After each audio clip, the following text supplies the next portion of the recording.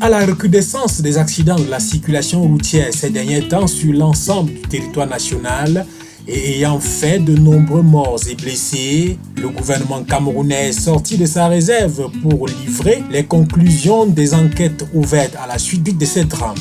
Il ressort que 80% des cas d'accidents de la circulation routière sont dus aux faits humains, avec au premier chef la responsabilité des conducteurs.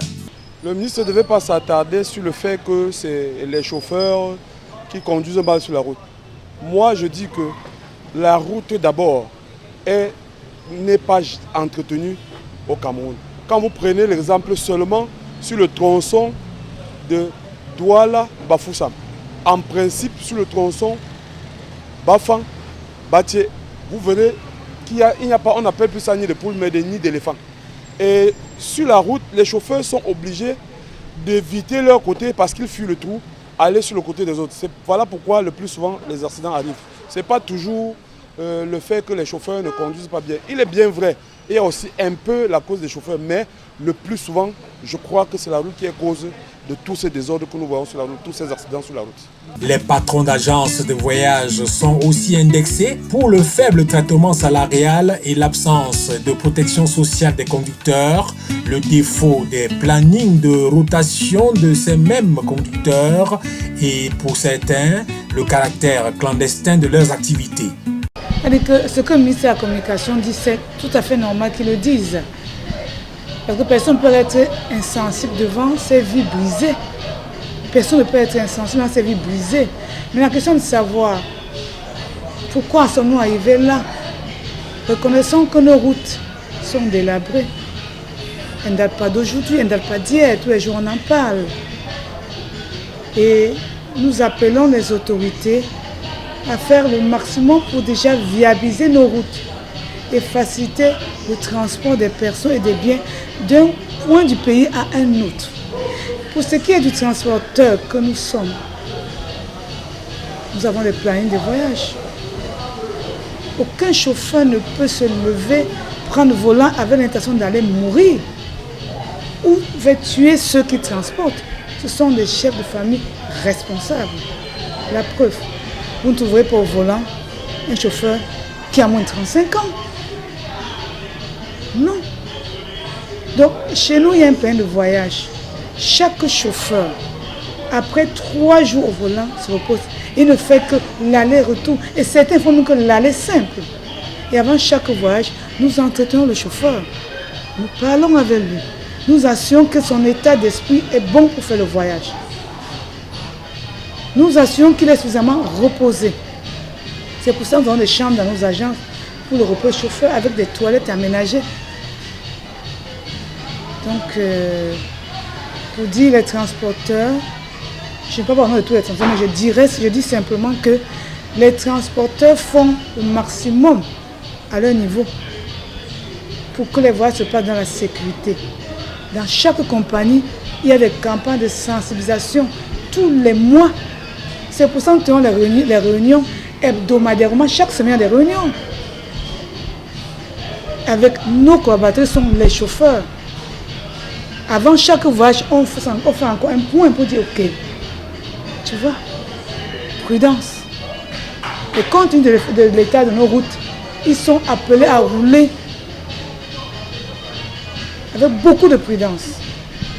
Si on prend le cas de la route, par exemple, de Douala, je peux dire Douala-Loum, quand on prend ces routes, on est obligé de rouler non pas à droite, mais à gauche. À gauche. Donc nous appelons l'État à prendre des mesures pour améliorer l'état de nos routes. Surtout avec des échéances comme la CAN qui arrive là. La population a augmenté, elle augmente tous les jours. Donc nous comptons sur les pouvoirs publics pour aménager les routes. Si les routes sont bonnes de notre côté, nous faisons notre part. Nous faisons notre part et nous en sommes fiers. La condition de travail de ces chauffeurs ne nous plaise pas. Si bien qu'on a eu à faire une convention collective que jusqu'aujourd'hui est resté dans les coffres, il n'a jamais été appliqué. Vous comprenez donc pourquoi je dis que votre question est bien placée. Imaginez un chauffeur qui porte 70 personnes. Et il conduit une voiture qui coûte plus de 100 millions. Et il gagne 80 000. Il n'a pas les frais de vivre journaliers. Qu'est-ce qu'il va devenir? C'est très dangereux quand un chauffeur conduit et il a sa pensée ailleurs. Peut-être l'enfant est malade, il n'arrive pas à soigner. Donc tout ça là, ça lui fait perdre les consciences de ce qu'il fait. Les 20% restants sont attribués aux causes matérielles, infrastructurelles et environnementales, même si les différents syndicats de transporteurs s'accordent à dire le contraire. Je dirais qu'ils ont très mal fait leur calcul en parlant de 20% seulement pour les autres cas, et que de 80% est pour la cause humaine. Moi, je ne suis pas très d'accord par rapport à ça, puisque pour arriver à ça, il faudrait que les gens ressentent dans tous leurs domaines. Il faut ressentir tous les domaines parce que l'État a sa faute, les agences ont leur faute et les chauffeurs ont leur faute.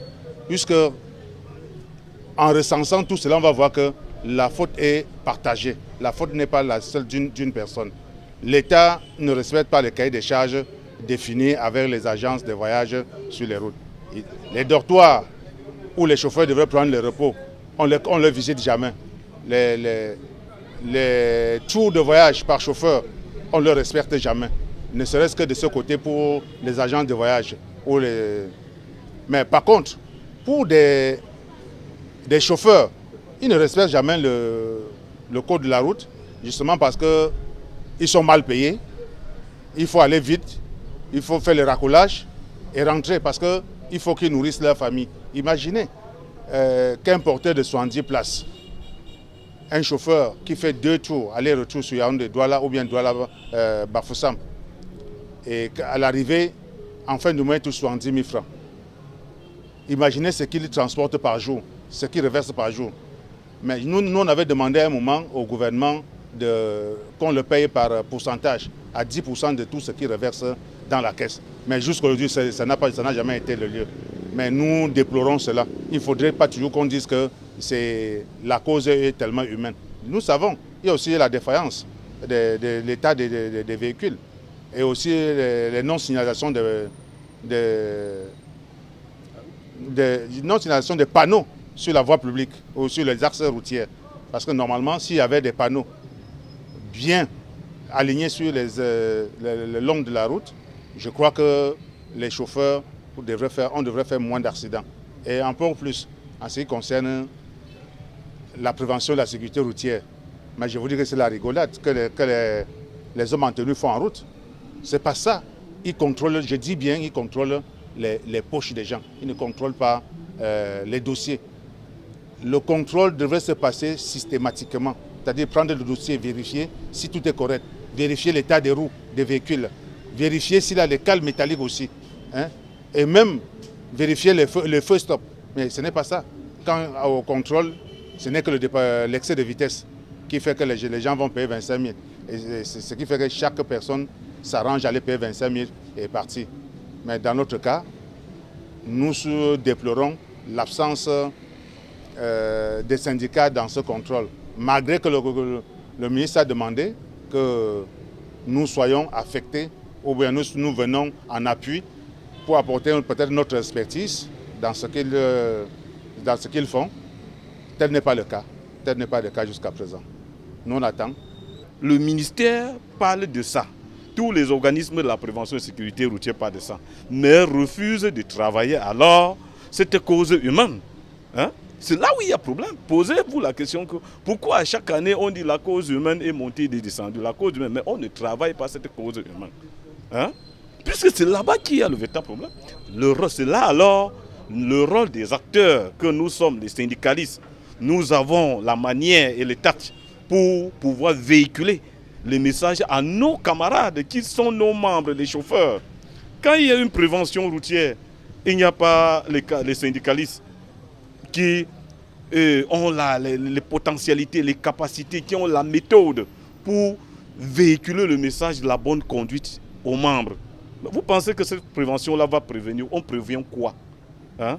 On prévient quelqu'un sur des actes qui est déjà établi selon la loi et qu'il y a un risque de non-respect de ces règles-là, de cette règle, vous comprenez? Alors, de conséquence maintenant, ce n'est que celui qui est l'acteur, celui qui est au volant, qui peut sensibiliser son camarade. Parmi les mesures prises pour plus de sérénité sur nos routes, le gouvernement veut dans un premier temps assainir le circuit d'obtention et de délivrance du permis de conduire et renforcer la formation des candidats à l'examen du permis de conduire. Je pense que depuis certaines années, il y avait ce doute de la qualité de formation qu'on avait dans les auto-écoles. Et depuis un certain temps, ce que je parle précisément dans le centre de Douala, où on constate que l'organisation des examens de permis de conduire est vraiment très stricte et très surveillée, de manière à ce que quand le candidat n'a pas vraiment suivi une formation, il est vraiment impossible pour ce candidat de pouvoir être admis. Donc, d'où ces mesures ont amené les auto-écoles, du moins dans le centre de Douala, de pouvoir vraiment faire leur travail.